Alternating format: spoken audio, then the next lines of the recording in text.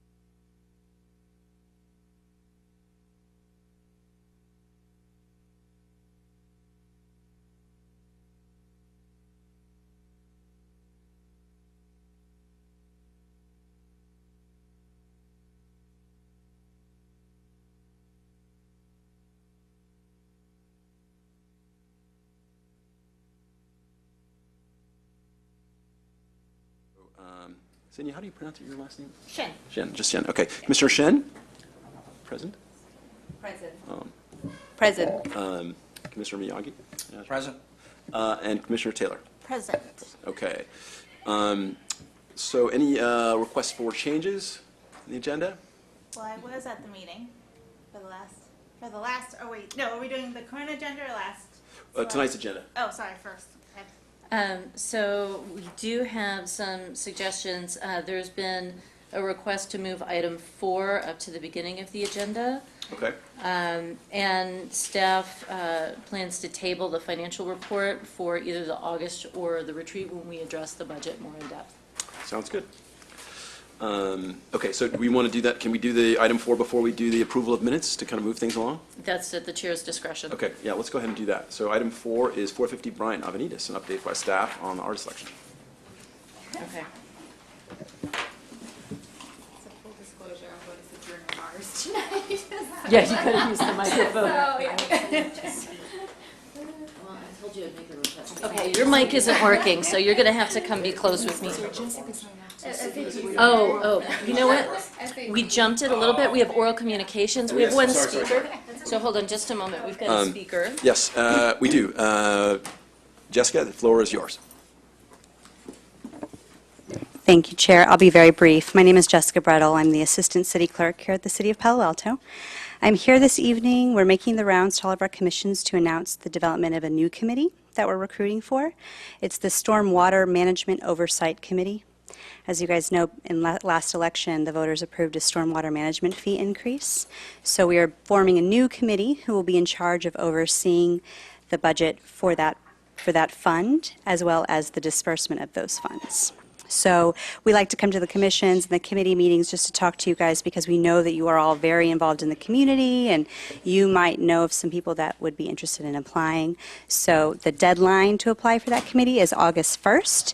If you know of anybody who's interested, please encourage them to go to the city's website or give the clerk's office a call.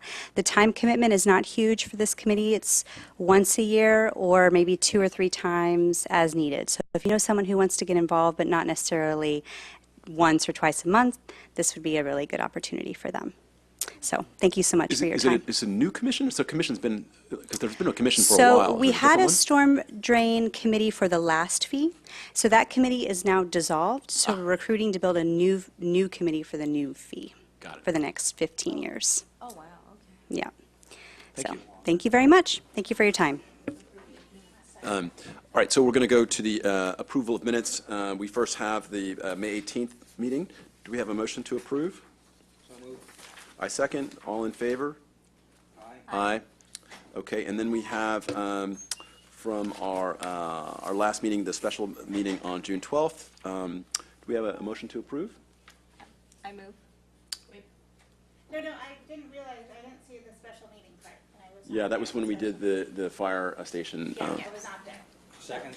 All in favor? Aye. Aye. Aye. Okay. Okay, so now we're going to move to item 4, which is 450 Bryant Avenidas. Okay, great. Thank you so much. And we have Amy Antonian here from Avenidas. She was with us during the initial review. Just as a reminder, this project went through its initial review, gathered some input from the commission, and this is an optional step that is open to these public art and private development projects once the artist is selected, just to catch you up on what's been happening and sort of the direction we're headed. So as you may recall, this is the new addition on the Avenidas building. And the area that we were primarily focusing on integrating artwork is that new lobby, that double high lobby that's going to have really high visibility. So next slide. So some of the suggestions when we came for initial review from the Public Art Commission to make sure it was age-friendly design, sensitivity to bright light, sound, and motion. So really, again, being really sensitive to the audience and stakeholders there. To have a warm and inviting artwork. To consider using more traditional materials such as fabric, wood, glass. And the high visibility, of course, of that site. And so the budget for the project is fairly modest because the rest of the construction of the project is an historic building. So that is exempt. It only applies to the portion of the building that's the addition. So we did pull from our pre-qualified pool. We brought a roster of 8 artists to share with the Avenidas design team. 3 artists were selected from that pool to interview. Fortunately, they were all local, partially because it is a limited budget. And Martin Webb, hands down, was selected by the committee. Everyone just absolutely adored his work.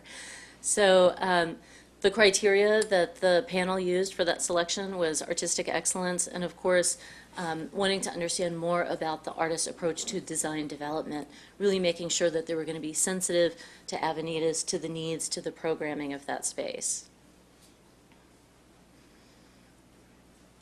And so here's some examples of Martin Webb's previous work, just as a reminder for some of you, and some of you may not have experienced his work before. He did a couple of projects for us here in Palo Alto, which you'll see in a moment. This is a large project that he did in Oakland. He also works in concrete. He does murals. He's very well versed in his materials. This is the project one of the projects that he did out at the water quality control plant. And then this is the piece that is at the entrance to the hazardous waste facility and the water quality control plant out there, which actually we need a new slide because it actually has beautiful landscaping growing up around it now. So after he was selected, we did bring him in to meet with a number of the Avenida stakeholders and get some input from them. And so they really wanted to ensure that he does something that's in spirit with the warm and positive and optimistic vibe of Avenidas, helps people to feel comfortable in the space, transcends the idea of communal activities and interests, helps open and train one's mind and provide an engaging visual puzzle, incorporates natural elements, materials, and themes, and balance between prominent visibility from the outside and also having something that's going to be interesting and engaging up close when you're inside. And is that it for our slides? So, so that's where we are at this point, and so Martin is starting to work on some of his concepts. And Amy's also here to answer any questions. If you have any thoughts or questions about the process or about the input from Avenidas, or Amy, if you have anything you wanted to share about the process, feel free. Yeah, I would just say so far this has been such a fun project to work on. It's been great working with Elise and Nadia, and we were just incredibly pleased to have the opportunity to work with Martin, and just the his thoughtfulness and the effort he made during this stakeholder group to really connect with our participants at the center. I think they felt heard, and I'm confident that he's going to come up with a design that we're all going to fall in love with. So very, very excited about this project. That's great. Yeah. Any questions or comments? I guess I was just thinking about one thing. We were talking about lighting at one point. So there's gonna be lighting available, obviously, if it's not included within the RP script. Yeah, Right? so we're going to have to talk about, we have a lighting engineer, and about how to light up the artwork once it's installed. But we also, and one of the artists we looked at that we also loved worked in glass, and we were concerned about the glare with older adults. Glare is a big problem, and so we liked wood because it helped from an acoustical point of view, and then also we wouldn't have to worry about the glare, and the wood just kind of has this warm quality that we really liked. And so yeah, but we will still have to, especially at night, we want it to be visible from Ramona Street, so we're going to have to work to make sure that it's well lit. So the medium, but does the form, does he give you a maquette, or you're not at that point yet? We're not quite there yet. We're not at Yeah. that stage yet. So right now, he's begun to map out the area of that wall he believes he wants to work with. It's a fairly shallow yeah. space, and so there's some concern about there is a limited budget. It's a very tall wall. Right. And also not overwhelming people right when they walk in the door. So I think at this point, he's exploring with having the lower part be blank. There could be seating there. It gives people a little breathing space. And then working above. further up, which will also help with some of the lighting and also alleviate some of the maintenance concerns if people are constantly parking things up against it or rubbing up against it. But we have no designs at this point. Right, that's He's what I just- He's percolating at the moment. Has he done work in wood? Like, is he carving or is it sculptural? What other pieces have you guys have seen that have been wood that he's done? There were some here that the large wall he did in Oakland. This one, of course, he's used a number of those upcycled wood planks. These are all wood panels that Oh, were they are? salvaged Okay. building materials from homes. And it's in the Oakland Housing Authority or some. It's like a subsidized Some housing. affordable housing office. Anyway, so in answer to your question, yes, he has worked with wood quite a bit, and that was something that was really appealing to the Yeah. panel and also really stuck with the stakeholders too that came through. And we think there's an opportunity, because we're going to be doing a demolition in the area where the addition is going to go. And so we're hopeful that he can use some of the wood Oh, from yeah. that demo and, repurpose it for this artwork, which would be really neat. That would be cool. That's awesome. Thank you for the update. What's the time frame for this one that he's going to start work and then complete? Well, we're hoping to come back to the commission in September with the final artwork, hopefully for approval. And then from there, we have to really tie in with the construction schedule. Got it. Great. Thank you very much. Thank you. Thanks. See you soon. Have fun at the show. Totally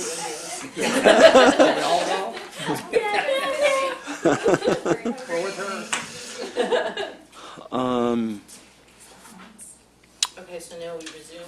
Yes. So we've done the minutes. Staff comments? Oh, that's right. So I only have a couple of comments for staff comments. There are a few maintenance items that we have been working on since we last met. One, of course, is our big friend Albuquerque there, along Embarcadero Road in front of the Art Center. The paint had begun to fail. It had suffered a number of gouges from lawn equipment and whatnot, and rust was starting to come through. So it's been getting a facelift this week. So the problematic areas were ground out. Any loss was replaced. It was briefly grayed. Do we have a picture of that? Yeah, so that Oh, was they a little primed it? startling for Yeah. people to see. So they put primer on it, and then they started applying color yesterday. And so it'll take several days to get it completely finalized and the coating really even. But this new paint and graffiti coating is expected to last at least 10 years and should be far more durable than what we did last time. So we're really excited about that. And it's looking really good so far. This is how it's looking today. It looks great. Is it powder coating or what's the treatment that they're doing? It's a special kind of paint, and if you want to dig deeper into it, I think Nadia knows all the specifics about it, but it's a paint. Is it applied? Right, so the paint is sprayed. The primer coating was sprayed too, and it's this special industrial class of paint that is designed specifically for steel objects which reside outdoors. So it's super durable. Awesome. And then the other project that we worked on, which had an interesting little snafu, well, sidebar, it's not really a snafu. We had the conservator come out to begin doing the testing on the frescoes in the Roth building, and she reported that there were 2 beehives very close by that seemed quite large that were behind the boarded up windows. And turns out there were actually 3, and they were really large. Oh, wow. And so facilities was going to call someone out to take care of it. And fortunately, Nadia reached out to our partners over at the JMZ, and they were able to remove them and relocate some of the bees to the JMZ. We did get a little bit of honey out of the deal, so that was good. Yeah, it sweetened the deal. And so that was, it was an interesting journey. It's not something that we normally deal with in public art, but it was certainly fun, and we learned a little bit about bees.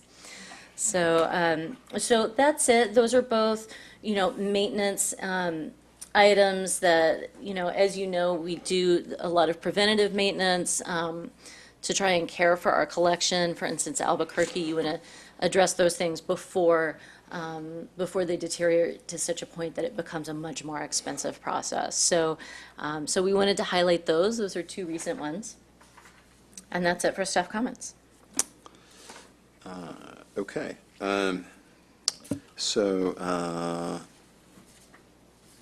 we have this one item, which is an allocation of funds for Confluence. Yes, so, yeah, so Nadia's got some visuals. So Mike Sabo, who created the fountain that was dedicated in 2015, it has been functioning really beautifully. You can see it there looking nice and clean. As you would expect with something that is plumbed and has water running over it at all times, it does have some buildup and have some cleaning needs. And that central sculptural piece is all bronze. So he plans to come in and do some cleaning of some of the buildup on those elements. It's just wax like the mineral stuff? Yeah, mineral stuff. And if you look at the face of each of those surfaces, there is a texture to it. So over time, as you get more buildup on that, it'll affect the water's ability to adhere and stay on the surface of it. So each of those are very carefully designed so that the water will cling to the surface rather than pop off the surface. So the longer you let the buildup go, it affects the way the water flows on the surface of the piece. So he's going to do a cleaning. He's going to do a little bit of fixing on the patina. So here you can see some areas where there's been some buildup. And then some adjustments to the water flow just to make sure that it's not going too hard and that it's actually coming all the way across each of those faces and flowing nicely. So at this time, staff is requesting an amount of $4,850 for Mike Sabo to come out and perform the work necessary on his artwork.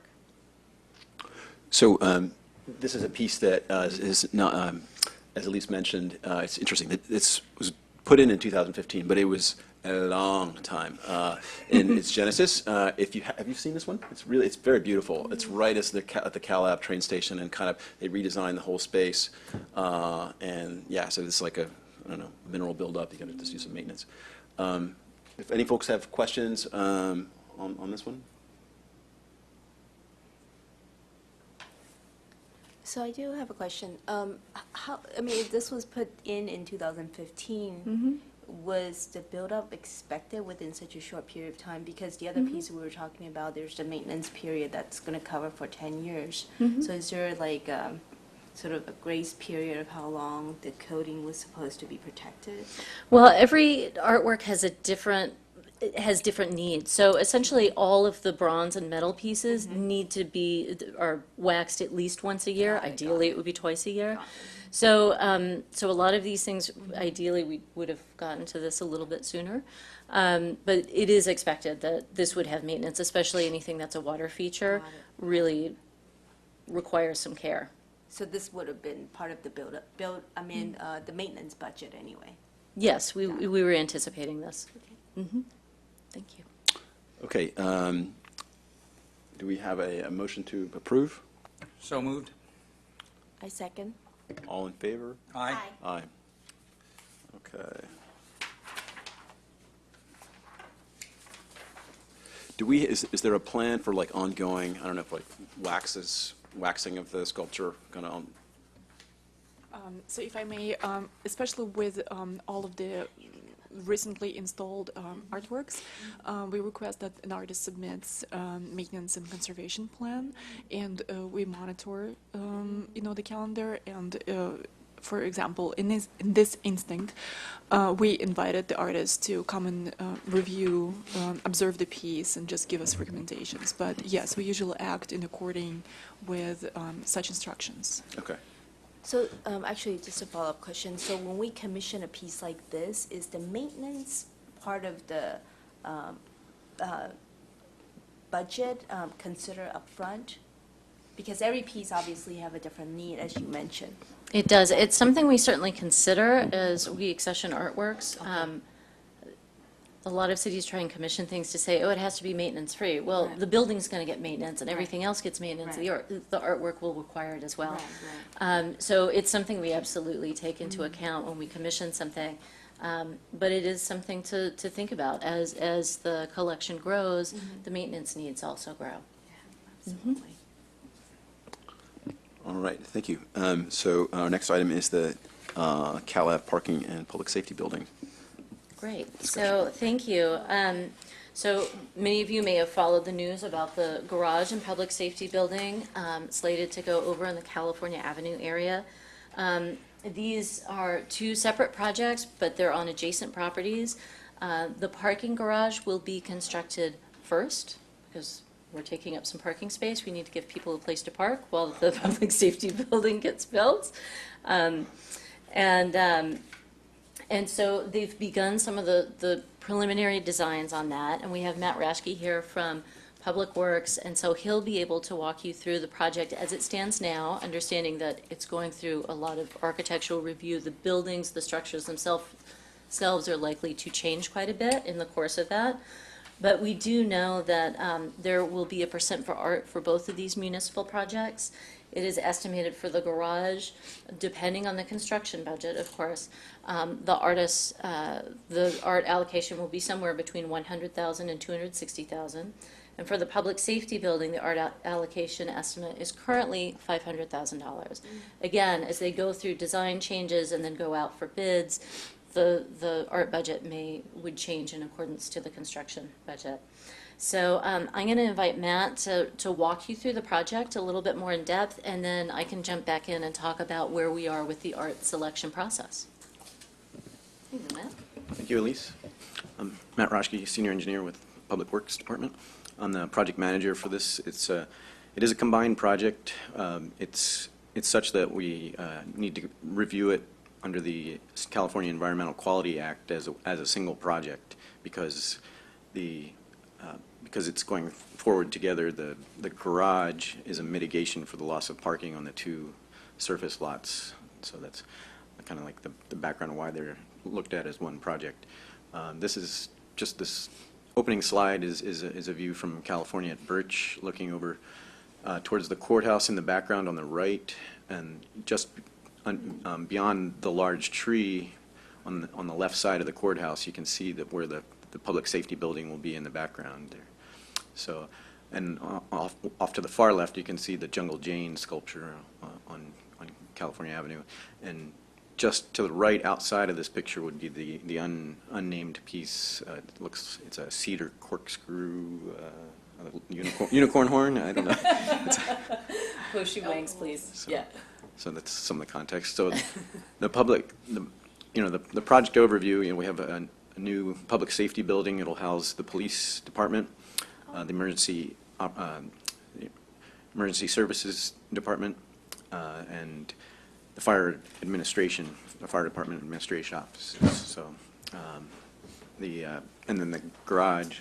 Go back. Sorry. The parking garage will be 4 stories above grade with 2 stories below for approximately 636 stalls to serve the needs of the California Avenue Business District that was selected by council back in April to be this large. Public Works had proposed a somewhat smaller garage, but the pressure from the California Avenue Business District was to maximize the parking, so that did eliminate the possibility of retail that was thought of for the garage initially, but now it's just going to be a garage. So I can go to the next slide. So in terms of the neighborhood context, this project, the garage is going to be on lot C7, which is an existing surface parking lot, and the public safety building will be on lot C6. Park Boulevard is a major throughway it's a bicycle boulevard cutting through there. I actually use that every day in my commute, so I go past this every day.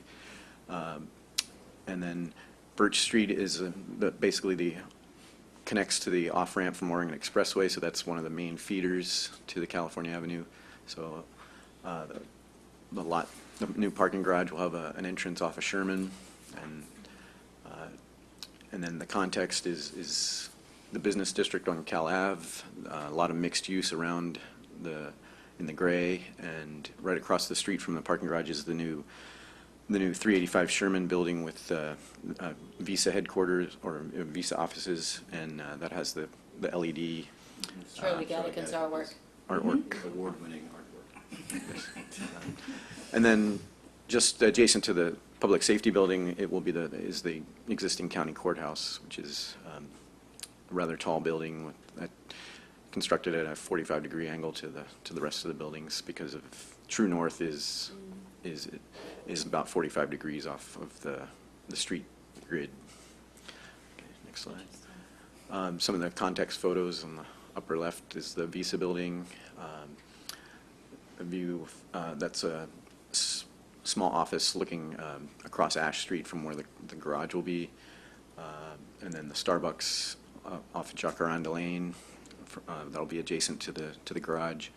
And the lower left slide is the yeah, it's a mixed use, mostly condominiums and businesses.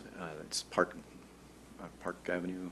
Yeah, Park Boulevard. Park, and then the courthouse in the middle, on the bottom middle, and then a pizza company restaurant will be right beside the operations yard of the public safety building, basically where it'll have an existing surface lot that'll house the mobile emergency operations truck.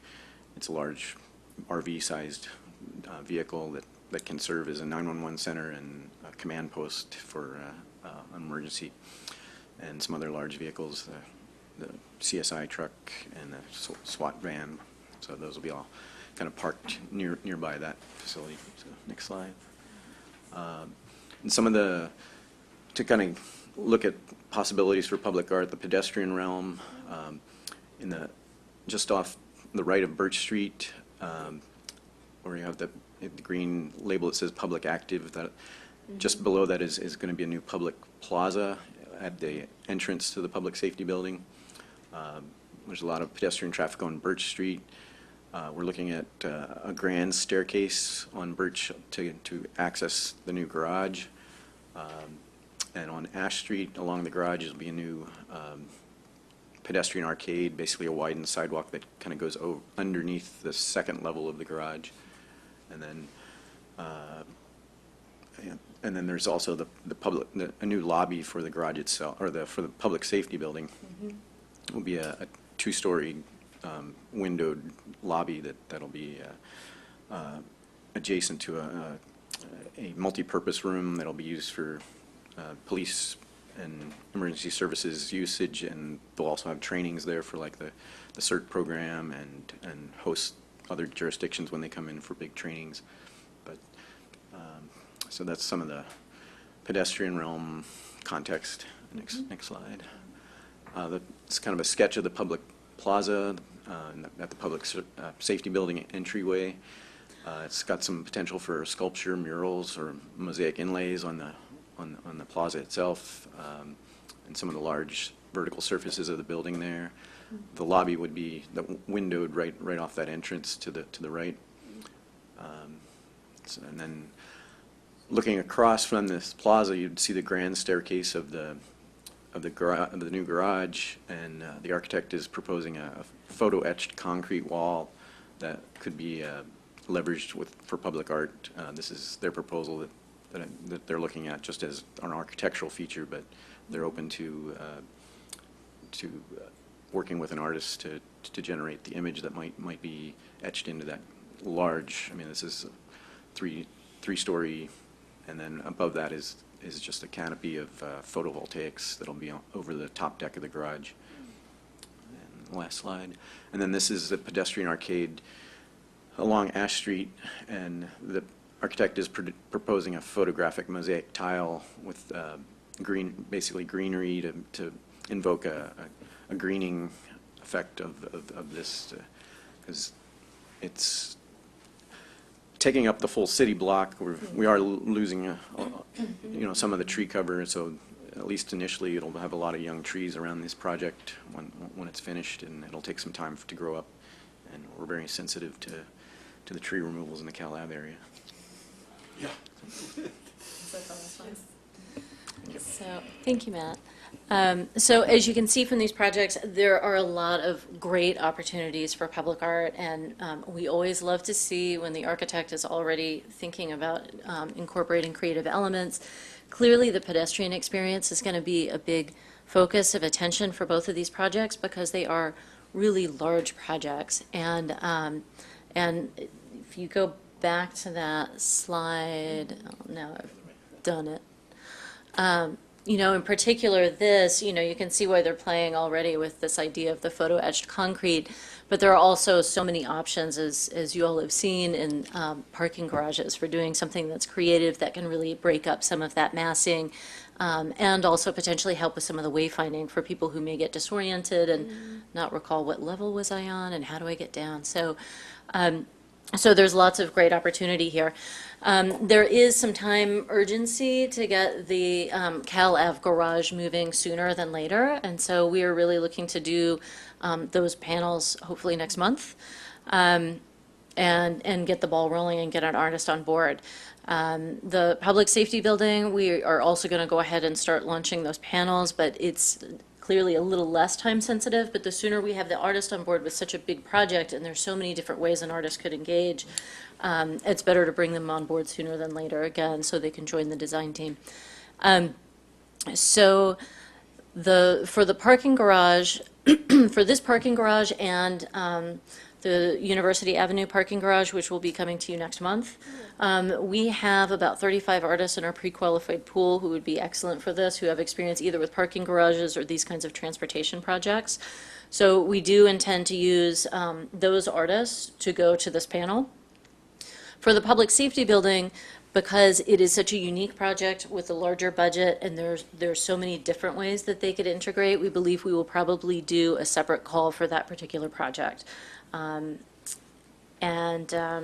So I would also like to hear from any of the commissioners who might want to serve on either of these panels, because we always like to have one commissioner as a representative on each of the selection panels, and it's a good opportunity to sort of see how that process works too.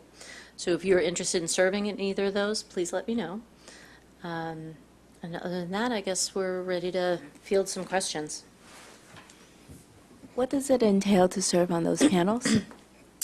The panels usually are made up of about 7 people. The public safety building may be larger because we're going to have representatives from several different major departments who are going to be housed there. And so generally it's 2 meetings that are about 2 to 2.5 hours in length. The first meeting, we'll bring to the panel samples of previous work from about 20 artists. And you will rank them according to the criteria for that particular project that will be set forth in advance. And from that process, select 3 to 5 artists to invite to make a presentation to the panel, really giving them a better sense of who they are as an artist, what their design development process is like. It's a chance for you to really get a better sense of who they are. From that interview process, that's the second meeting where you do the interview, then the group makes a selection of who they want to recommend to come back to the Public Art Commission. So then that artist is presented to the Public Art Commission for formal approval, and then they can begin their design process. Then their design would also come back to the Public Art Commission before they can begin fabrication and installation contract. Got it, okay.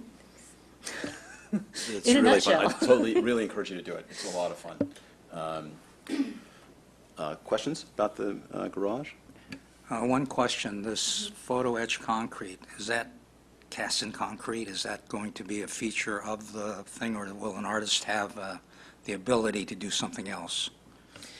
I believe it is a placeholder right now. It's something that the architect is playing with, but is certainly open to collaboration. If we bring an artist in who has a great idea and wants to utilize that wall or wants to work in the concrete, I believe that is definitely an option.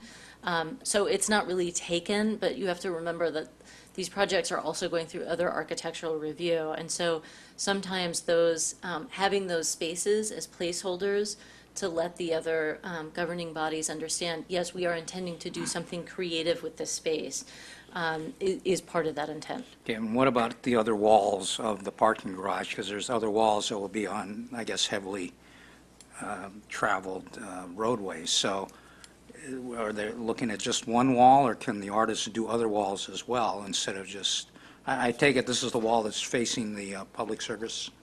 Yes, it's facing Birch, it's facing the public safety building. Okay, but then there's another, well, there are three walls, I guess, but one would have more visibility than the other two walls. So will those be taken into account as well when this comes up? Absolutely. So on the opposite side of this building, Matt, correct me if I'm wrong, is that pedestrian arcade where they had put the placeholder with the glass. So that is another opportunity for artist integration. Or, you know, the architect may move forward with this, and we may end up with an artist who wants to do integrated lighting on the various floors that'll be visible, or do something that addresses that Sherman side, keeping in mind the Visa building's right across the street. So we don't want to make sure we're not creating something that looks like the Vegas Strip. But Yeah, right, Fremont Avenue. but, you know, the design of the building is still quite a bit in flux, and so we want to go ahead and start working on bringing our artist in as that process is The happening. sooner we get the artist on board, the Right, better it'll be. but we aren't saying at this point, the artist must do something here, or the artist must do Okay. something there. We're bringing in the right artist, and then we'll work with them to figure out what's going to make the most sense for them and Such the a great team. opportunity Yeah. on this building, both buildings, really, to do something that's impactful and it could even be iconic. So that's what I'm looking for. Absolutely. Great, thank you. So just a clarification, so if there's a decision that, to do the photo etched concrete by the architect, and then also have an artist do something else, the photo etched concrete would be under the budget of the architectural design. If it's not designed by the artist, it would be under the project budget, not the art budget. Now, if there was a combination, how would that, it would be kind of half, split in half, or is it something that we take? Well, we, I know it's we'd not have, like we'd have to something work but that out. just So, curious. we have had opportunities where if they did have it in the budget to do photo etched concrete, and it was at a certain line item, and then the artist could join in, we're paying an extra design fee, or there was a slight difference in the cost of fabrication, then we would chip in some of the art budget. But that's the great thing about getting your artist in sooner than later, is that you can look for those opportunities to leverage Right. already budgeted items from the construction to make the artwork more impactful. Right, I agree.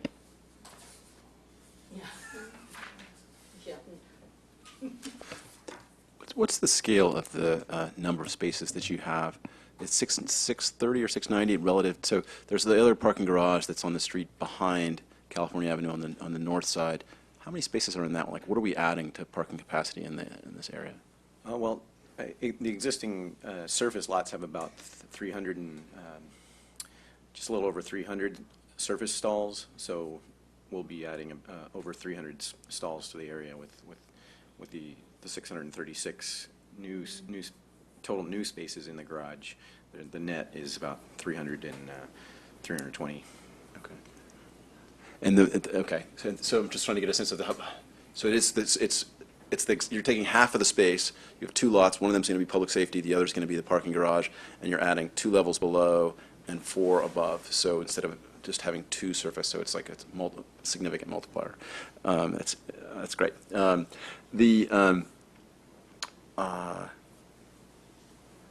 The idea for the pedestrian side, not on Birch, but on Ash,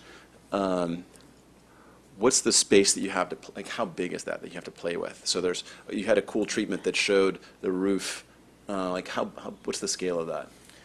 It's basically kind of doubles the existing width of the sidewalk. Okay. It's probably, so, I mean, all told, it's probably about 16 feet from curb to the wall on the right, with the columns kind of blocking the very middle of it. But gives, the architect observed a lot of people walking along Ash Street at this location, and came up with the idea based on the observations of techies walking towards Cal Ave from the south of area south, and they usually go in big groups, and they kind of had to crunch down to single file, at this location because it's a tight sidewalk. I like this idea of a nature installation to soften it up. Elise, is there something that you do with paint, or is it a decal, or like what sort of, do you have any ideas, or what surfaces you have to work with, so we don't get in a situation like, oh, well, you have concrete, you can't put this on it, you can't put that on it? Well, we're early enough in the design process that that we have some leeway to play with some materials. This one, it sounds like it's a mosaic tile, so it would be something printed on the surface. The reason I ask is because, given we're doing this from scratch, the one thing I'd suggest we consider is doing something where you had, essentially you're creating a canvas that you could repurpose. So, you have pieces that artists could submit, and, you peel them off and put up another one. The way you'd wrap a bus or a car or something like that. It could be kind of fun to do something that you could change up. And would be much lower the cost and kind of keep this lively, and this kind of thinking about the way that people have asked about temporary installations. This is a way to do it very cheaply, it's not, you have a roof and you have a wall, so there's not a ton you can do, and you don't want to block the sidewalk. It's just something to consider. If it was a space for like a vinyl installation, that would maybe change once every 18 months or yeah, something. whatever the interval that works. It's an interesting idea, thank you. Kind of like the bridge. Well, we looked at the underpass, right? But it's too hard to put it. But here you have brand new. So And the lighting is interesting. this is reminding me a little bit. It's funny the way you have that. I'm trying to remember. I was blanking on his name. The British artist that does these huge. He did a piece that was at an installation that was at the.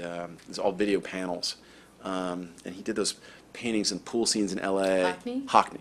So he did these enormous, you probably saw it was at the De Young, and he had these very lively things, and this feels like Beautiful. That's what I was seeing. It looks like a video. I'm not We could proposing do a video. giant but- video wall, couldn't we not? It's Jumbotron. I'd like to sell the advertising. With birds chirping and. Okay. Great. Any other questions? It's very exciting. Thank you. Appreciate it. Thanks, Ben.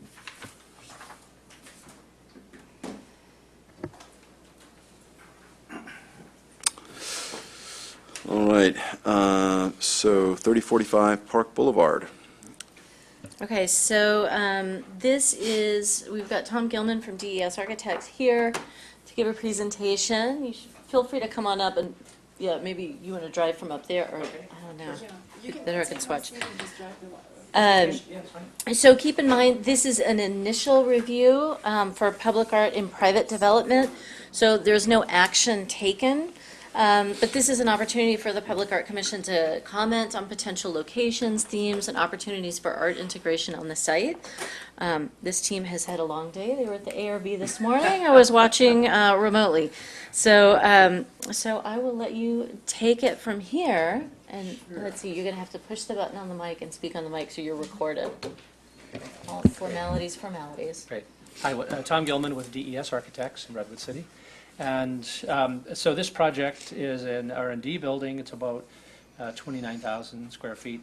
This is on Park.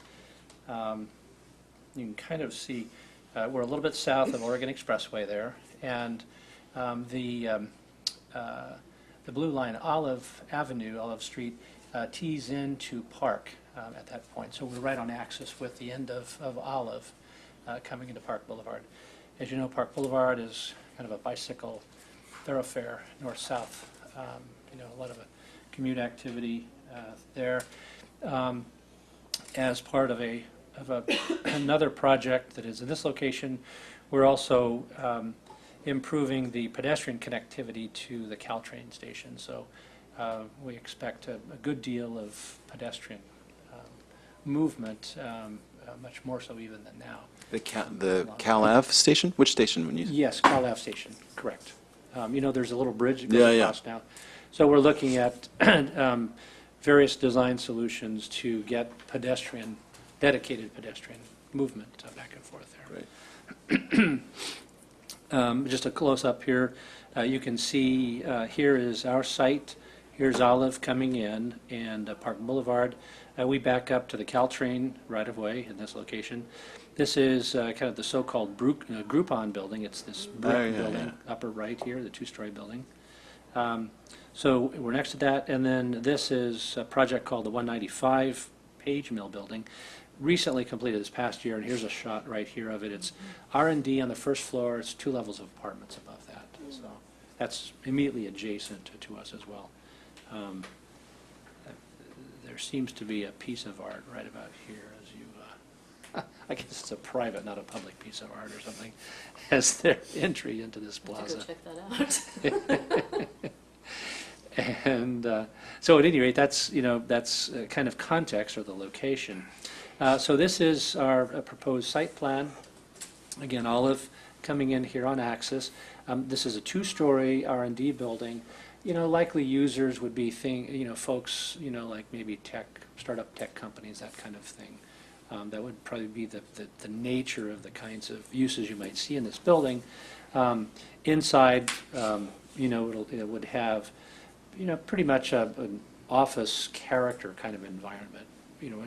A current tech office kind of environment. Probably benches, not desks or cubes, but that kind of thing.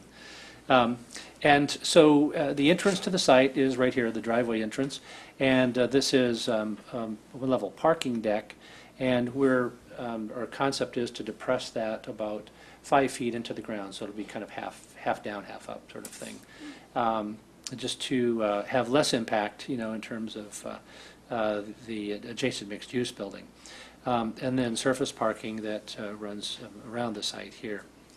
If we look at just a blow-up, so the entrance to the building is pretty much on axis then with Olive, and we wanted to create at this point kind of an outdoor space, kind of a plaza, both a combination entry plaza and also an outdoor space, kind of an amenity area for the employees, someplace to go out, have lunch, or a lot of tech workers, they work in groups or something, maybe go outside to be able to have a meeting, that kind of thing.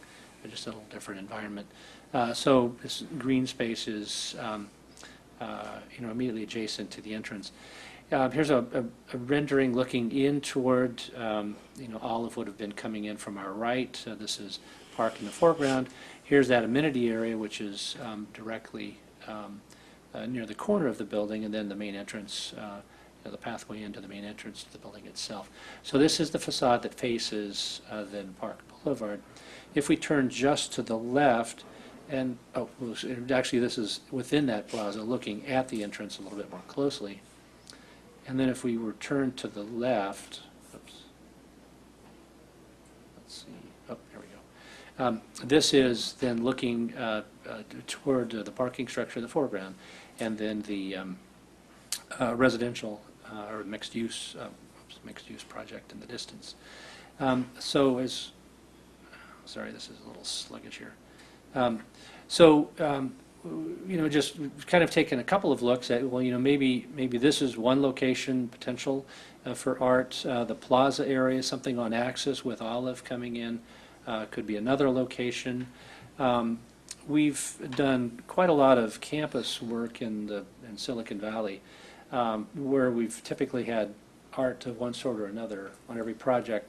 On many of those, we've been successful with trying to integrate art and landscape as either the materials, the elements, how things are handled, and so on. But looking forward to hearing ideas, your thoughts, overall on the project.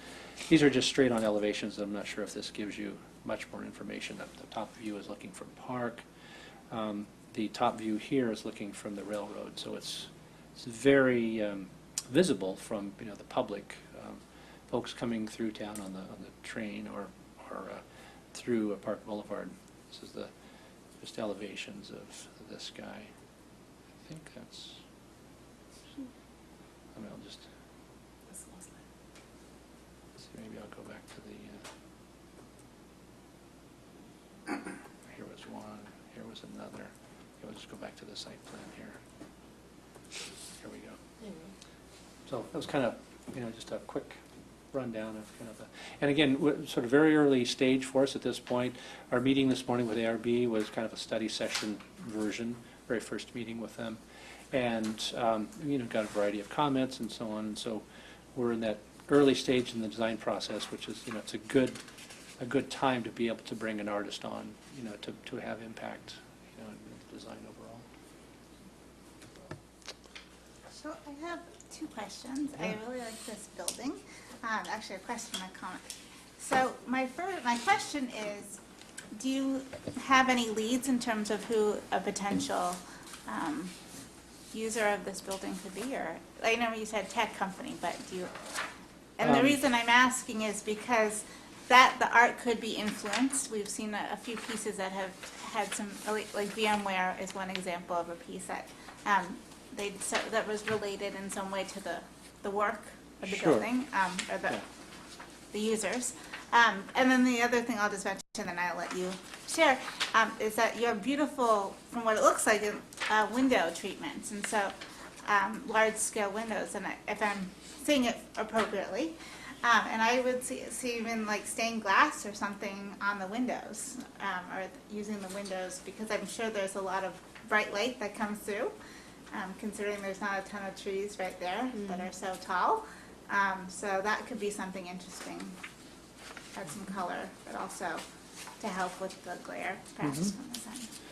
Sure. At this point, no targeted tenants, more tenant type. I mean, in this zoning, we're not allowed to have, say, professional office or, something of that nature, administrative offices. This is more R&D, you would imagine tech type of users. Probably not unlike the larger building just across the street. But thinking about other projects, this is, in terms of kind of that tech industry from Silicon Valley, I mean, it's a relatively, from that perspective, this is a relatively small building. I mean, some of the campuses there, you're talking 1.5 million, 2 million square feet or something, and if someone like a Google leases that whole campus, then they often want to have a little bit of a say in what happens, like you're suggesting. But in this, we would, I would not imagine that that's, our client, Jay Paul, is very keen on art. He's very interested in art, and I think he'll want to, he would probably, leasing the building, he would probably still say, hey, well, it's our building. Thanks for leasing it, but thanks for your comments, but thanks for leasing it. And then, in terms of materials in the building and so on, I don't know. Typically in the past, I know that this particular client has shied away from doing too much in terms of the architecture of the building, only from integrating art into the architecture from the perspective of, well, what happens if somehow that piece of art falls out of favor over time or feels dated in some way or something. I don't know. I mean, that's just what we have heard from our clients. So. Well, I will say, thank you. The earlier project that we said, we were talking about vinyl. One interesting thing, I know you can use some interesting, I'm blanking on, it's not plastic, it would be better than plastic, but that where you could actually put like large sheets of, I'm forgetting even the word, but like, not even, it's not laminate, but like see-through kind of faux glass, but, and that could be taken off, so. So I would challenge maybe something like that.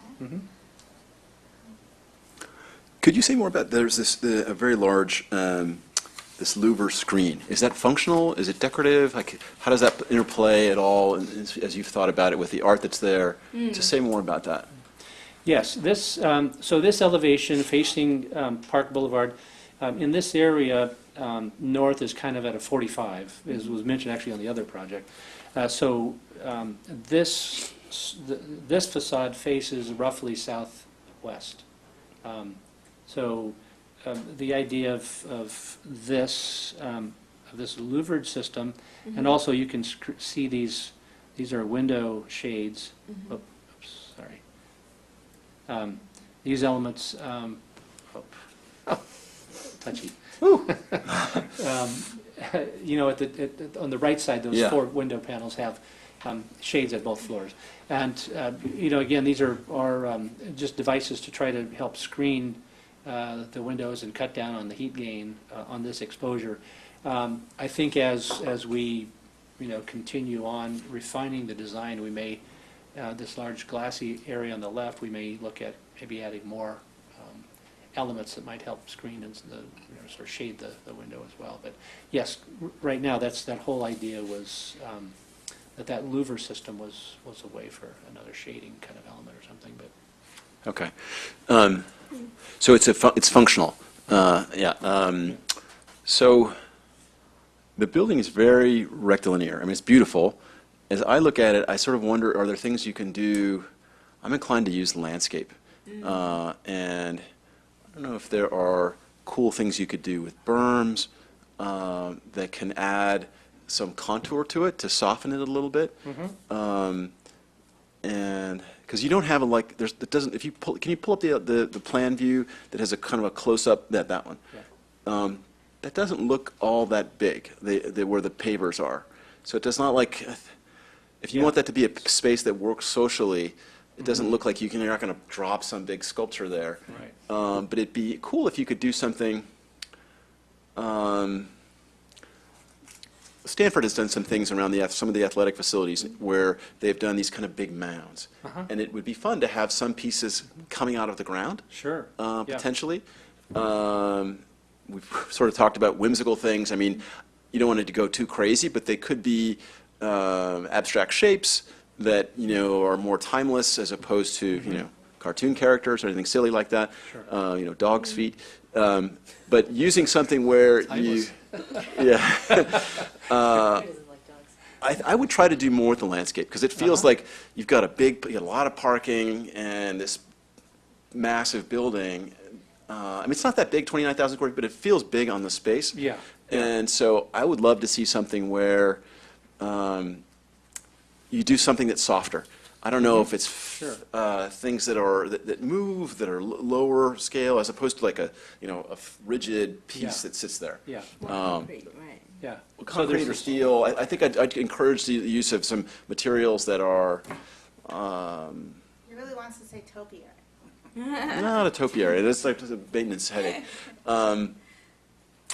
But that would be the feedback that I have. I mean, it's in the areas there, if you were to do something that was more kind of wrapping the building with interesting shapes around it, you can stretch your budget out. It seems if it's sure. landscape in combination with pieces that are mounted in the ground. Yeah, good point.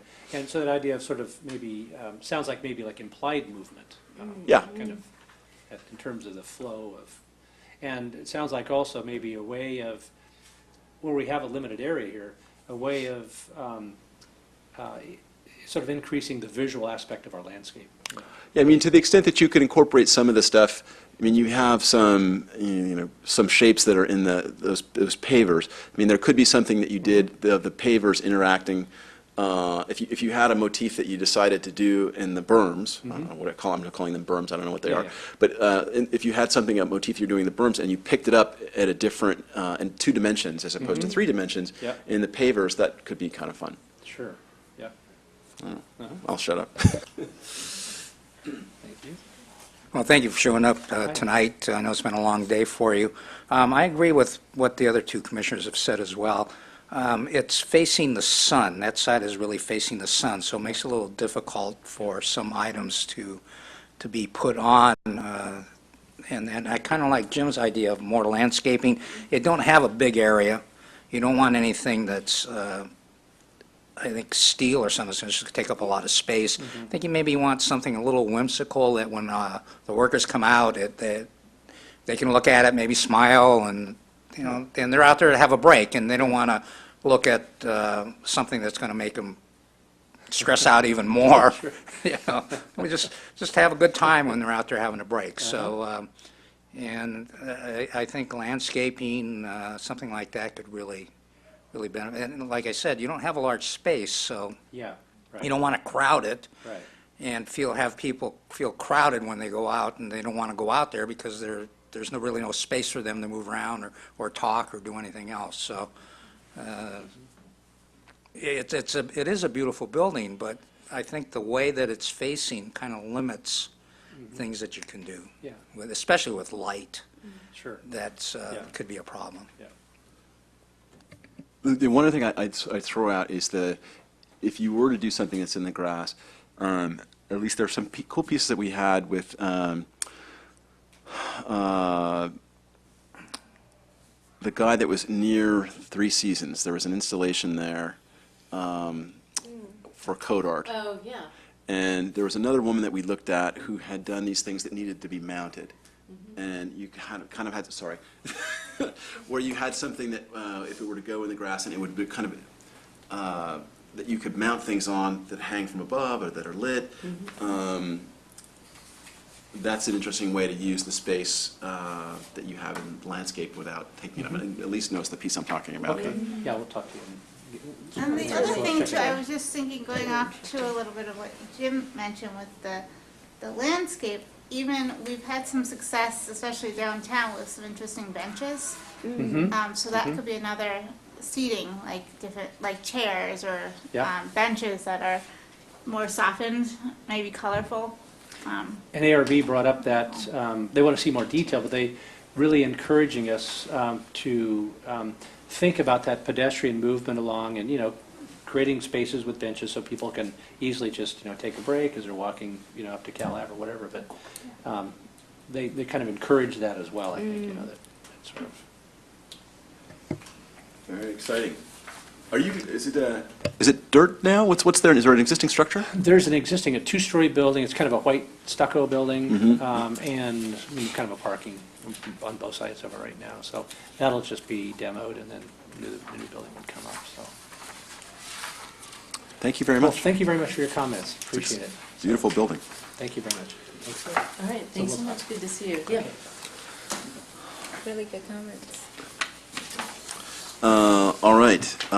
Public art and private development. Yeah.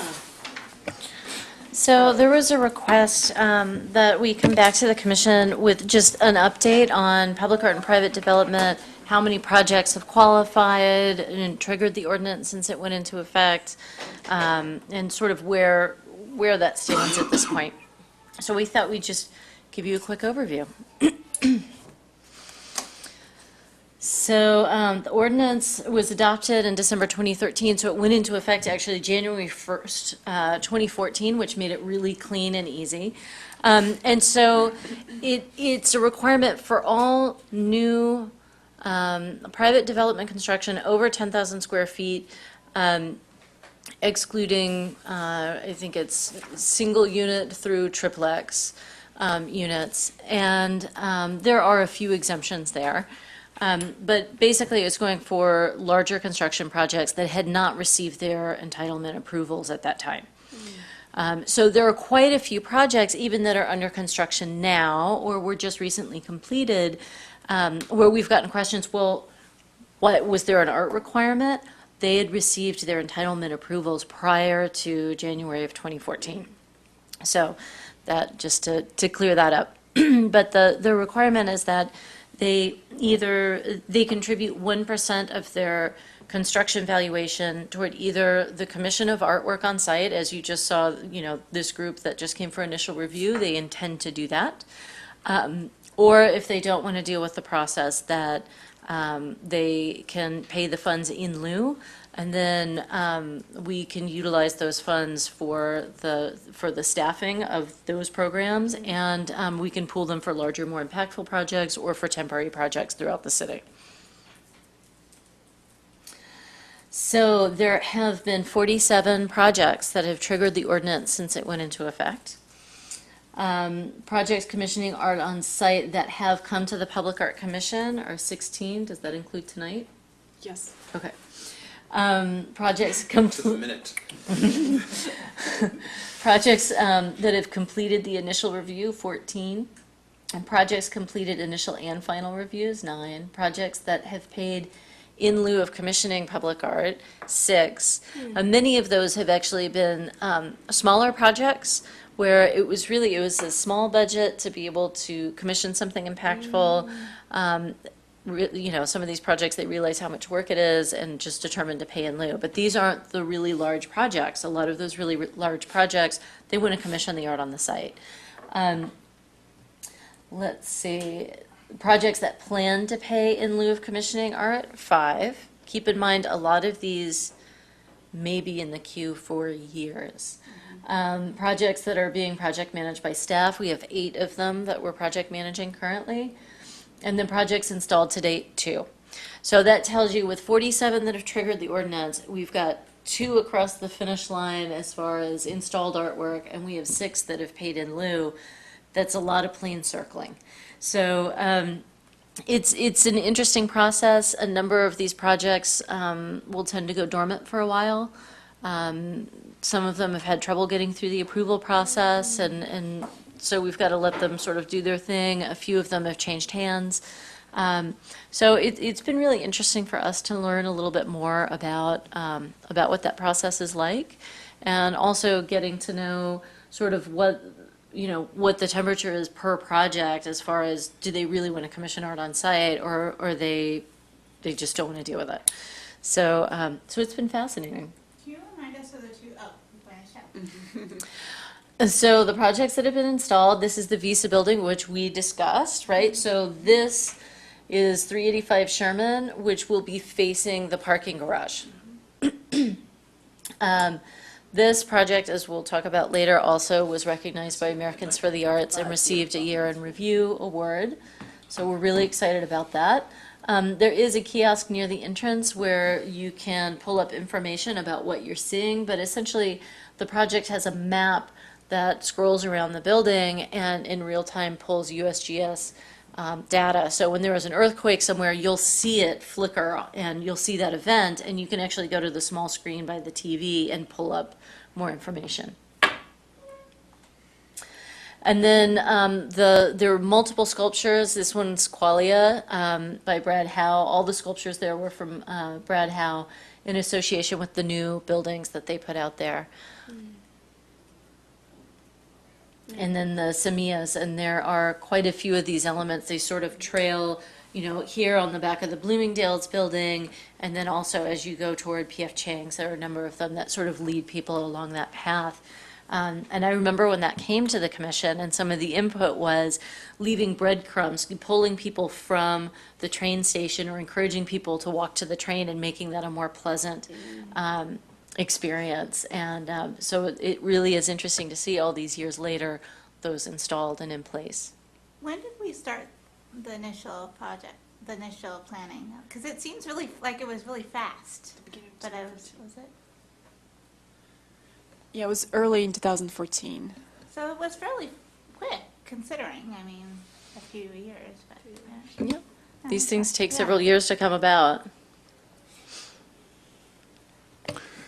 You guys are doing an amazing job. I thanks. can't figure out how you're able to keep so many of these balls in the air, but you do, and Thank you. I'm super excited. It's really fun to have the recognition from the NAFTA guys for all the work that you've done, and that a city of our scale, we're fortunate and we're in a red hot development area, but we've gotten beautiful art, so it's exciting to see.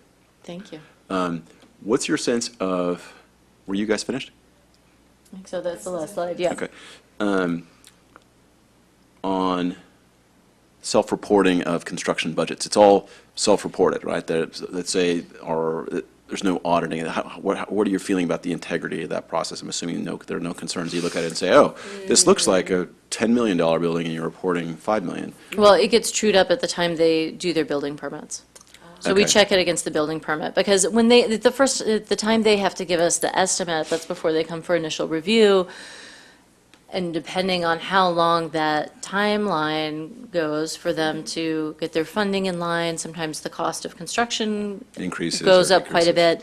decreases. So quite frequently, we'll find, okay, well, the estimated art budget for this was $250,000, but then when you look at the final valuations that were put on the permits, it's really more of a $300,000 art budget.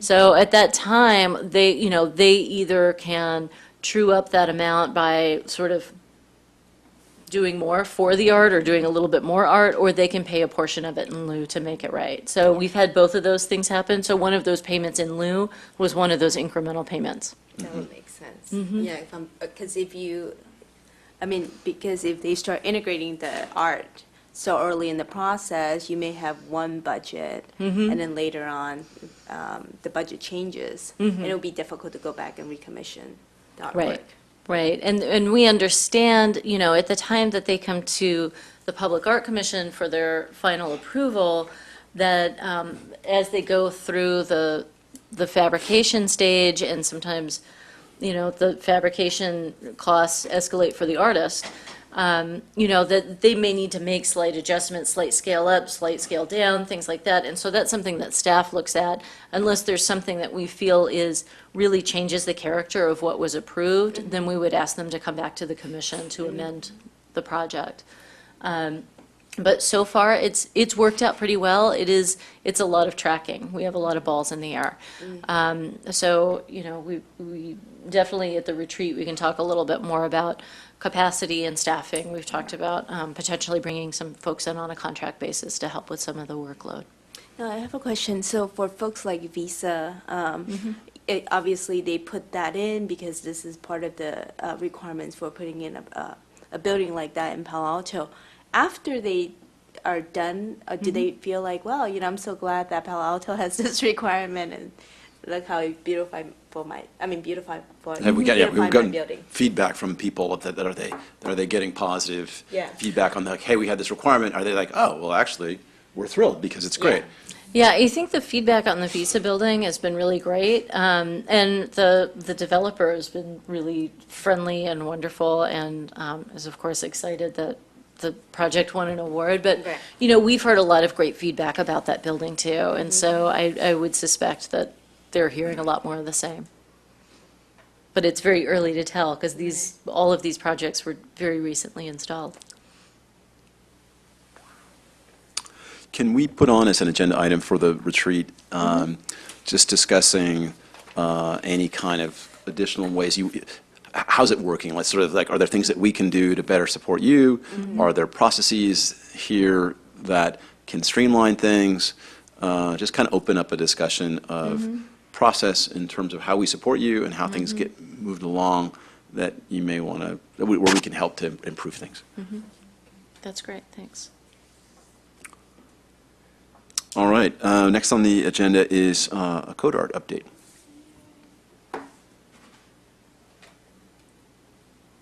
It seems like it was so long ago. And yet I feel like I still haven't recovered. So we did want to just show some of the images from code art and give a nice summary. I know, unfortunately, Sinya was away during the event, but we did have more than 10,000 visitors come for code art. I believe it was 65% of them who were surveyed said that they came downtown specifically to see it. And just, in all of our circulation, lots of people who didn't necessarily want to take a survey, but certainly said, we got to do this all the time. This is great. Can we do this more often? Can we keep it? So I think it was a hit. We had an army of volunteers. Many of the commissioners came and really rolled up their sleeves. I know Jim was out here on the plaza in some serious heat for a lot of hours and wrangling some technical difficulties. But we're really appreciative of all of the support we got from the community, from the commission, our corporate sponsors, and our partners. So the kickoff event with Artists as Futurists attracted 125 people to the event, which is not bad for a Thursday lunchtime event. I was very pleasantly surprised, as was Institute for the Future. It was a lively and interesting discussion. We had a lot of people who were engaged and asked questions, and people who came from all over the Bay Area, because some of those folks I knew, or they had emailed and said, I'm coming from Petaluma, or are you sure I'm going to be able to get in? Or, people really were interested in this and were hungry for this topic. So we were really pleased with that. And of course, there's our city manager, Jim Keene, who did an introductory bit before the panel got started. Some of our questions. And this, of course, was our map. And what was amazing, part of what we heard in the master planning input was about how people were cutting through these alleys. And especially if you think of Centennial Way, it was built and intended to become this pedestrian thoroughfare. And pedestrians use it, but they don't tend to go this way down the alley as much. And what was amazing to me was on the Saturday when I was out here with Safe and Sound, and the farmers market was going on, seeing groups of people all holding their code art cards with the maps, looking for the next installation, and that it really was achieving some of those goals that we wanted. And so this is one of the team members from Future Cities Lab, Jason, who's talking a bit about the sculpture and how it works.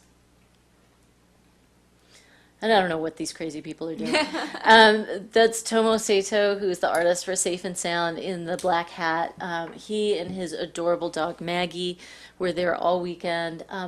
Really high energy and just playing with everyone. And so it was fascinating to see, and the music was different, so the behavior was a little different each day. But the chairs, they would sit and there would either be silence or just a very subdued kind of sound. And people would walk around, they'd be curious, and they weren't sure if they should sit. And then you'd just see them make the leap, and they'd go sit in it, and something would happen.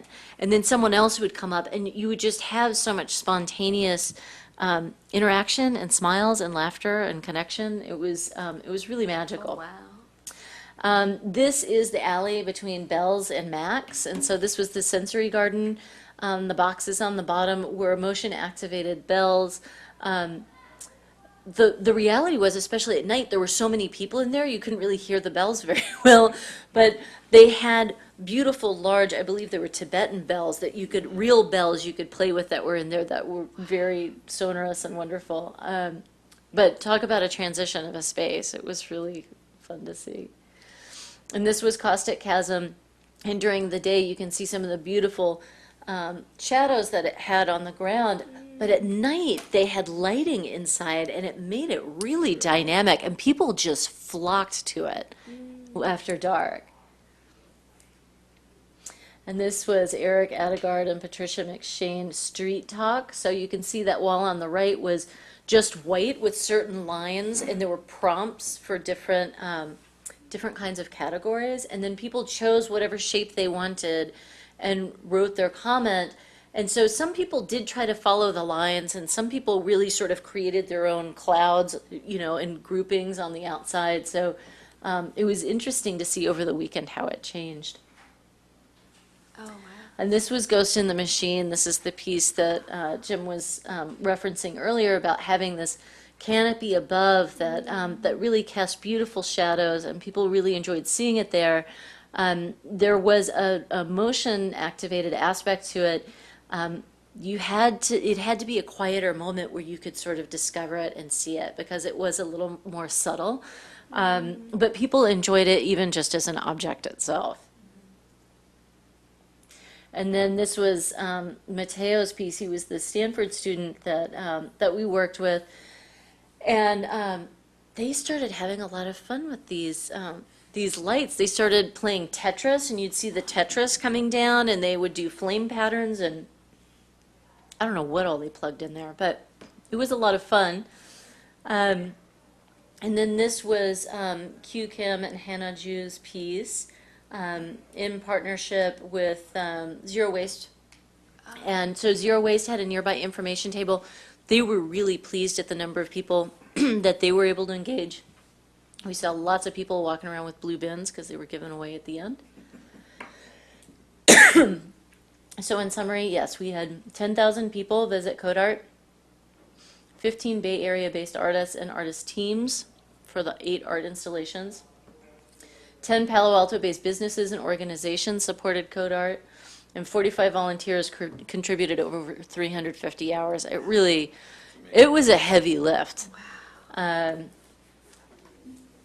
then a week later, We met in the basement, which has this crazy ball pit and the seating area. It's kind of an interesting space, of Institute for the Future. And the man who's standing is David Harris. And he led us through some really interesting exercises, sort of exploring potential futures of downtown. But I think one of the most interesting exercises was where we looked at the history of downtown Palo Alto, and in particular, how transportation, technology, open space, and art had these flashpoints in the history and what those commonalities were, and then started projecting in the future. Are there patterns here that carry over? And so that process of trying to make everyone be engaged in that particular time period and slowly move forward was really interesting, and I think people had a lot of fun with it. And then this was an exercise where, and many of you may have done this before, where you write a headline for, what was it, 15 years from now, 10 years from now? And there were so many commonalities that came forward about what people wanted for the future, and wanted for the future of downtown, and a lot of them really were keying off of those prompts: art, technology, transportation. They're all things that are really going to affect what our downtown looks and feels like. Are we able to get that information as commissioner? I know Jim was there, but like, can we see as commissioner some of the things that were said? Just to be We have a photo documentation of, I mean, it became like this cloud of Post-its. There wasn't like a clean document that came out of it, but I think it would be interesting. be happy to share it. As commissioner, just for, in terms of like thinking about art. Yeah, Like what absolutely.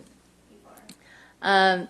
And so now we're getting into some of the survey results. So, and I have to qualify some of this because we initially thought we were going to have survey takers stationed the full time at each place. We didn't have enough volunteers to do that, so we had people floating.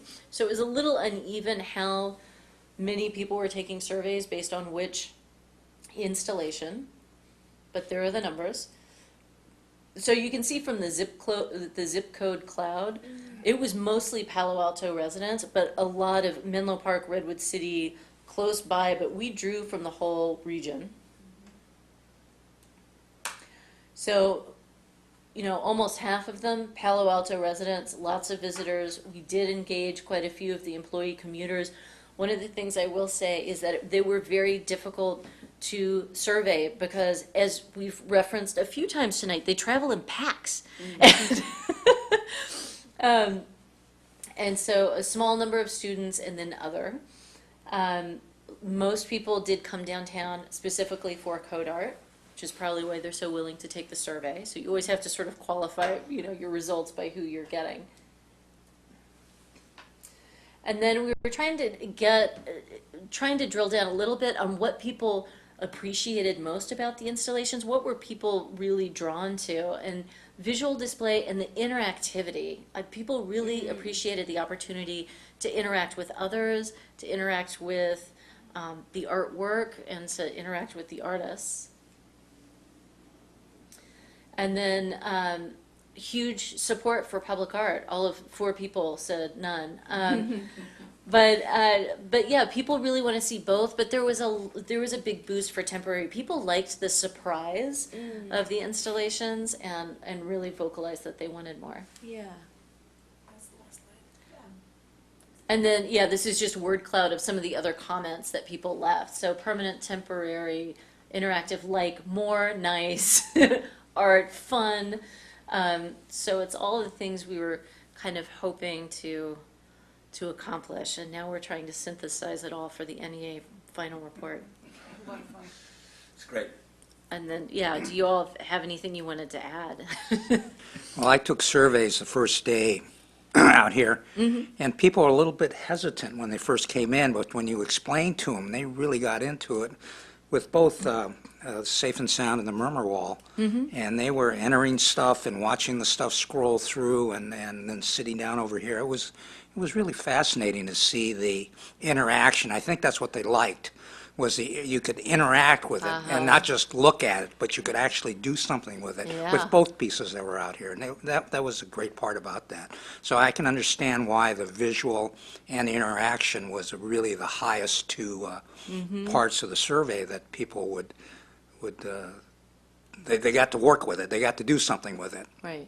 And I think, maybe that's kind of the future of temporary art, public art installations, is really interactive.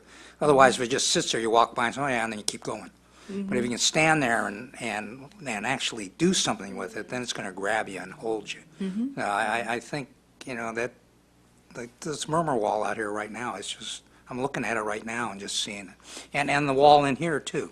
You can actually input stuff and watch that stuff come through, so. Great. I think that the piece that to me was most striking was, and I think this was the hardest part, like there are a lot of temporary art exhibits that are there for a month, maybe it's there for 2 months, but the artist is rarely there. The artist is there for an opening. And in this case, the artist was there the entire time. And it was a chance for people that, how many chances does someone have to actually talk to a working artist? Not everyone was an artist. Sandra Slater's not an artist, but there were artists and architects that had done pieces, and I thought that opportunity was really cool for the public. And I know it's the hardest, and it's hot sitting out there in the sun, but I thought that was one of the most special things about it. And I don't know, it's not easy to replicate. But I'm really glad that we ended up having the artists there on hand to explain and interact, and like for Safe and Sound to guide someone through the choreography of the piece.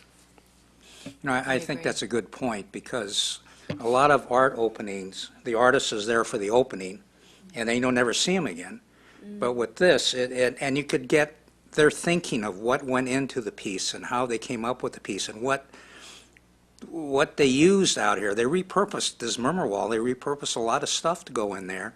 And I think they actually used the 3D printer too as well for some of those pieces. But they're looking at other ways to use the pieces in there. So that was a good part of it too, that then the person walking away could really understand what went into that piece and not just stand there and look at it. So I think that's a great point about the artist being available this whole time to be able to talk to the people about their piece.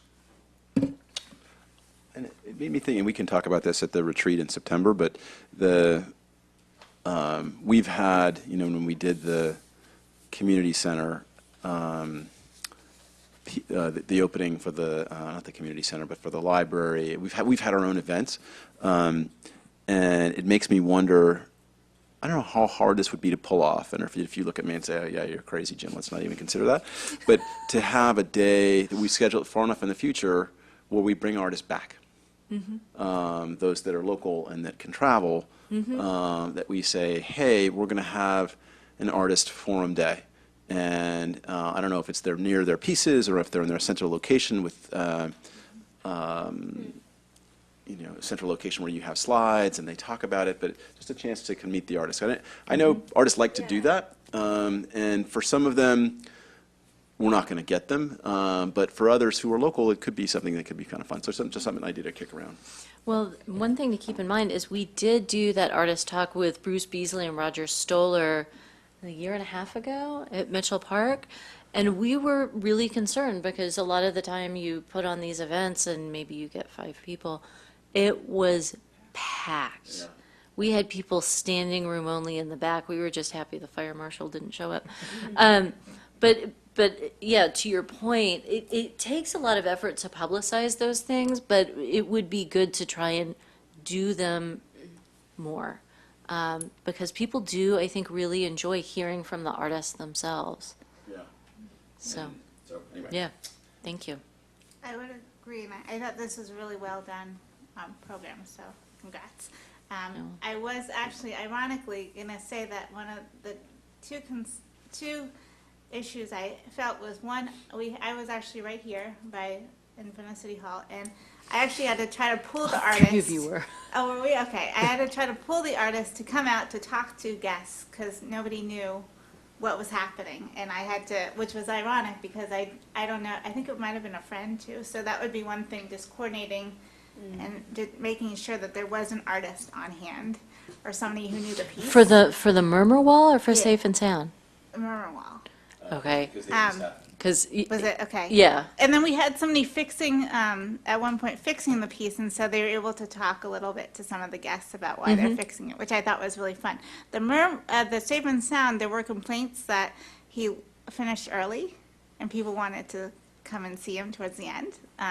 So that was another concern to think about. But the other thing that people I found did not know exactly where all the pieces were. So I guess my question is, I guess you could say it was like a scavenger hunt. People had to use their postcards and find things. But it might be interesting in the future to have more signage if possible, or I know it's hard to get more volunteers, but that's the one thing I would say, that some of the places were kind of hidden. Even if you live here or work here, they're in smaller spots. So it's something to think about, how to get people to really find easily the different locations. Yeah, and it's interesting what you brought up. It wasn't actually that Tomo finished early. The projects all had staggered timing. So because he started earlier, because we wanted to make sure he was up and running before the lunchtime crowd, and some of the other ones didn't start till later.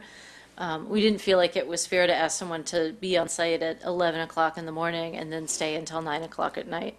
So there were staggered timing, but we did talk about that in some of our post-event, that we should have color-coded them with different times on the card, or something to that effect to make it clearer to people. But yeah, thank you. When you were planning this, how many people did you expect would turn out for this, and in comparison to what we actually got? We had no idea. We wanted to keep the numbers low enough that, and we knew we weren't going to be massing a huge crowd in one particular spot. Right. So the PD said, okay, well, you don't need a special event permit, but it is a special event. But we had no idea if it was just going to be slightly elevated over the normal numbers of people who walk around downtown. We definitely brought more people to downtown, but we weren't creating the traffic issues because we weren't closing roads, we weren't closing off parking lots, none of that stuff. So the merchants, that was something that was really important to the merchants, that we tried to make it clear that this was a pedestrian-friendly event. We encouraged people to come on bikes or take the Caltrain, but at least we weren't blocking streets, which makes it a lot tougher. But yeah, we had no idea. One other question, did we get enough donor sponsorships? Yes, we did. So it all worked out in the end? Yes, it Good, did. okay. It So all- that's be something to think about in the future with other initiatives like that. I'm sure, I know it was a struggle.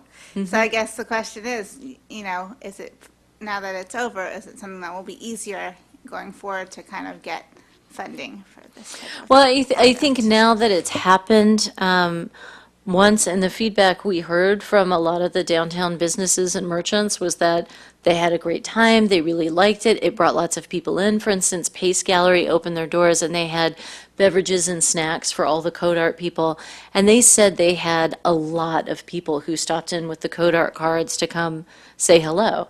So I think if we did code art too, I can't believe I'm saying those words, that it might be easier to get more partners and more people to the table. That's our hope. We heard very minor rumblings about anyone who is a little displeased about any aspect of code art. Most people were like, this is great. People came in to get the special drink. We had more people in our doors. It was great. So. Good job. Oh, well, we couldn't do it without the commission's support. I mean, the commissioners really went out there and rattled the bushes to get the funders to come forward, so we really appreciate that. All right, now it's time to spike the ball. Americans for the Arts pre-conference discussion.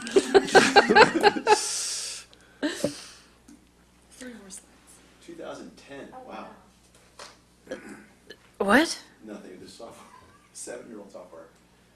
Yeah, well, that's a whole different issue. We can talk about that at the retreat, too.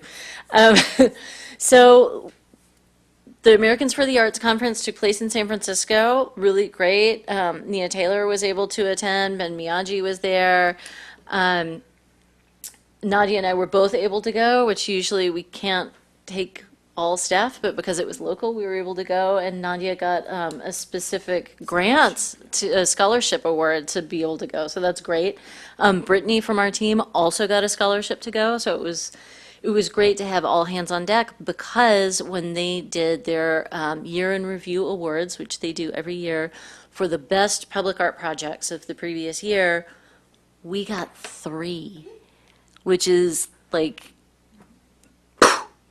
Did you know that we were being nominated for? I'm sure well, you sent in the- yeah, we submitted. Did they tell you the week before? They told us, but we're not allowed to say anything until after the event.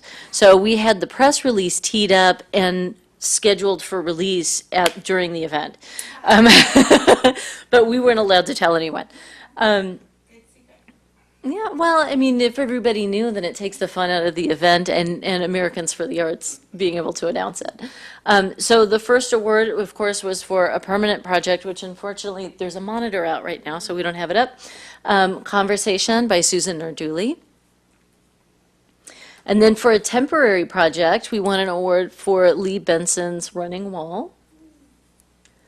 And then the much talked about this evening, 385 Sherman project. So one for temporary, one for permanent, and one for private development. So it was, that was sort of our, as Jim said, the ball spiking. That was pretty awesome. Yeah. And so I don't know if Ben or Nia, if you wanted to say anything about your observations or your takeaways from having attended the conference this year, things you learned that caught you by surprise, great opportunities. It was really fun. I enjoyed it. I'm glad I went. And I would say that it was fun when people saw that I was from Palo Alto. Oh, wow, you guys won a lot of awards. And, oh, I submitted several RFPs for you guys, but I didn't make it. But so it's just nice to see that we're doing something different than just technology. And so I think everybody thinks of us as like a technology hub, and we are, but we also know how to use art and sometimes join the two together. So it was fun. I think this was, excuse me, this was my 6th or 7th Americans for the Arts Conference. And being so close was really nice in San Francisco, and I got to see a lot of people that I hadn't seen in a while, which was nice. And a couple of different seminars that I attended that were really informative. But I think the cherry on top of the icing on the cake was the 3 awards at the year in review, because it was just to see that, and with what 340 some odd were nominated, or nominations were put in, and I don't know how many awards were given. 48. 48, and you got 3 of them. I just unbelievable. So, and like Neil was saying too, Palo Alto, you're kind of leading the way now, which is really nice to see. With everything else that's going on in the nation, that's nice to see what different people are doing and how they're doing their funding and that whole thing. And Palo Alto, in its own way, is kind of right out there on the leading edge, so that was nice to see. And next year's convention is in Denver, which is relatively close, so it might be an opportunity to go out there as well. I would encourage the other commissioners to just take a look at some of the other works that won, because it's really interesting to see the scope of work that's been done and how different and unique it is. I don't know if we've purchased all of the. They're available Are they online free. Okay, so I know they require you can also purchase like something. But they've made it all available online now. So if you go to the Arts USA, the Americans for the Arts website, and their public art network, you can see all of those there. Also, if you wanted to join Americans for the Arts and become part of the public art network, it's really an interesting way to keep tabs on what's going on in public art nationally, and a way to support this national advocacy group for public art across the country. Did you guys have any favorites? Anything you saw that that you said, wow, that's something I'd like to bring back if we could, or? I always have some of those, and I do have a short list of artists that the next time we do our pre-qualified pool, I definitely want to reach out to encourage them to apply. But, that's the thing that I find refreshing is looking out and seeing so many different types of projects, and seeing the seminars were really interesting. Sometimes they're a little challenging because they're trying to do it for such a broad audience and different skill sets. But it's really the conversations that are generated out of a lot of those seminars that I find most compelling and useful for me. One of the fun events, which Ben stayed for also, is the 5 and 5. So they select like 10 people to do 5 slides in 5 minutes to present like a theory, a project, just present something really quickly. And some of them are very humorous and not really about public art in particular, but they're really funny. And it's a great way to get this, 5 minutes, wow, Boulder's doing some really interesting things, and wow, Austin's doing some really cool things. But it's 5 minutes, you're out, and then you move on to the other thing. And so I actually did a presentation for 5 and 5 this year based on code art, which had just wrapped. So that was pretty fun to get to show that. What else? And there were great tours, too. So I did a tour of Mission Bay and saw lots of artwork I had no idea was there. Ben, where did you go? I didn't go on a tour. You didn't go on a tour. Nia, did you go on a public art tour? I went to the Golden Gate, which people often forget, which I did that. Maya Lin did a piece in the California Academy. Sciences. Well, and it's interesting to see, too, that sometimes you feel like you're just scratching the surface on the public art that's out there, because the year in review, it just opened your eyes to all the different projects. And even the 5 and 5, too, was the different projects and different artists and what they're doing. And what we're doing here in Palo Alto, I think, is wonderful, but seeing what other communities are doing, too, and the art that they're doing, it just opens your eyes to the possibilities of different things that can be done. Absolutely. And I was going to say, too, I forget if I want to say it's Kings County, but I could be wrong. But in Washington, one of the things that they mention is that now the water contamination site, or water, what was it? The water facility, processing plant has become now a destination for weddings because they've developed it. And you would actually like this because they do a lot of interesting landscaping. But it's just, I think just the fact that that can be a destination using art is pretty cool. And I was just thinking about we have a beautiful mural and that really beautiful 3D piece by the artist that was just nominated. Martin Webb. Martin, thank you. That I could see that as a destination for a wedding or something. So there's a lot of really interesting ways to use art that I think we could perhaps tap into. All right.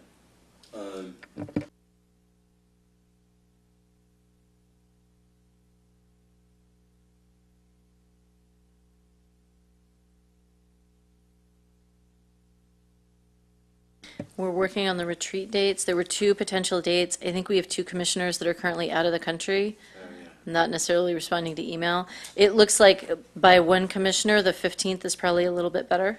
Okay. So if everyone can try and pencil hold both of those, but it's more likely to be the 15th.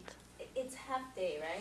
Yeah, half day. I think we had talked about doing like 8 to 1 or something like that. Okay. Yeah, just want to know which block.